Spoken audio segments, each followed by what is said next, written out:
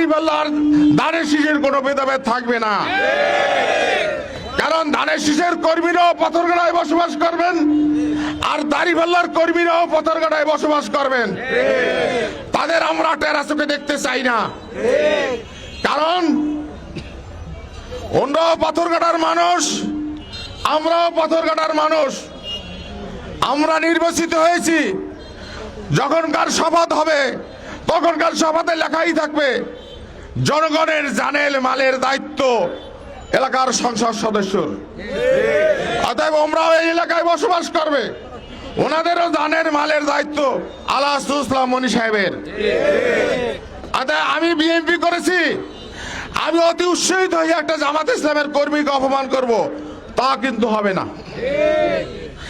আপনাদের ব্যক্তিগত শত্রুতা থাকতে পারে, আপনাদের জায়গা জমি নিয়ে শত্রুতা থাকতে পারে, আপনাদের পাওনা দাওনা নিয়ে শত্রুতা থাকতে পারে, আপনাদের ব্যবসা বাণিজ্য নিয়ে শত্রুতা থাকতে পারে, সেইটা কিন্তু দলের ভিতরে টানবেন না।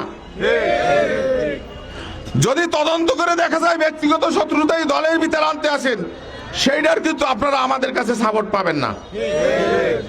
আমি তাই বাংলাদেশ জাতীয়তাবাদী দলকে কর্মীদের বলতে চাই, যখন গাছে ফল হয় মাথা তখন নিচু হয়, যেখানে ফল থাকে না সেখানে মাথা নিচু হয় না। অতএব ওদের গাছে ফল নাই, ওদের মাথা উপরে উঠতেই পারে, আমাদের গাছে ফল হয়েছে, আমাদের মাথা আল্লাহর রহমতে 5টি বছর নিচে থাকবে। আমি আলাহাসুল ইসলাম মনি সাহেবের পক্ষ থেকে আমি পাবনা পাথরঘাটা বেতাগীর মানুষকে অনুরোধ করব, আমাদের গাছে ফল ধরেছে, এই ফল আমরা 5টি বছর লালন পালন করতে চাই। আলাহাসুল ইসলাম মনি সাহেবের এই পাথরঘাটায় শেষ এমপি নয়, বাংলাদেশ জাতীয়তাবাদী দলের এই পাথরঘাটা থেকে শেষ এমপি নয়। আবারও এখানে ছেলে জন্মাবে এবং আবারও জাতীয়তাবাদী দল থেকে এমপি হবে। তা আমরা যদি আজকের ফল হওয়ার পরও ধৈর্যতা ধারণ না করি, আমরা কিন্তু ফল পেতে আবার কষ্ট হবে। যারা 15টি বছর দখল করে দেশ চালিয়েছেন, অত্যাচার করেছেন, স্বৈরাচার করেছেন, গুম করেছেন, খুন করেছেন, আজকের বাংলাদেশে তাদের কবরও হচ্ছে না। গ্রাম্য চৌকিদার থেকে শুরু করে বাইতুল মুকাররমের খতিব সহ দেশ থেকে পালাতে হয়েছে। আমরা জাতীয়তাবাদী দল, শহীদ প্রেসিডেন্ট জিয়াউর রহমানের দল, খালেদা জিয়ার দল, আদর্শ তারেক রহমানের দল, আমরা এরকম পালাইতে চাই না।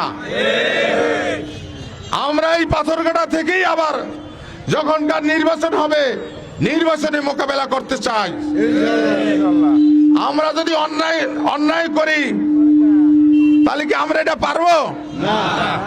আমরা নিজেরা শোধরাবো যে আমরা কোন দলের সাথে, কোন লোকের সাথে, মুরব্বীদের সাথে, বাপ্পার সাথে অন্যায় অত্যাচার আর বেদবি করবো না। আপনি নিজে নিজে শপথ নেবেন। আর আমি প্রশাসনকে বলতে চাই, অনেক সময় ইউটিউবে দেখা যায়, ফেসবুকে দেখা যায় পাথরঘাটায় মাদকের কারবার, পাথরঘাটায় ইয়াবার ব্যবসা, পাথরঘাটায় অমুকের ব্যবসা। আমরা অনুরোধ করব, আপনারা যত প্রশাসন আছেন এই পাথরঘাটাকে ইয়াবা ব্যবসা থেকে মুক্ত করবেন।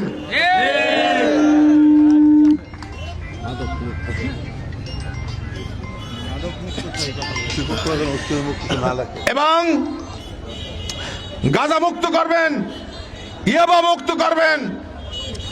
আপনারা দেখতে পারেন ইউটিউবে সার্চ নিয়ে, আগের যে এমপি ছিল শওকত হাসানুর রহমান রিমন সাহেব, টুপি ছিল, পাগড়ি ছিল, পাজামা ছিল, পাঞ্জাবি ছিল, কিন্তু এস বাংলার ব্যবসার সাথে জড়িত ছিল। এটা কিন্তু ইউটিউবেও আছে।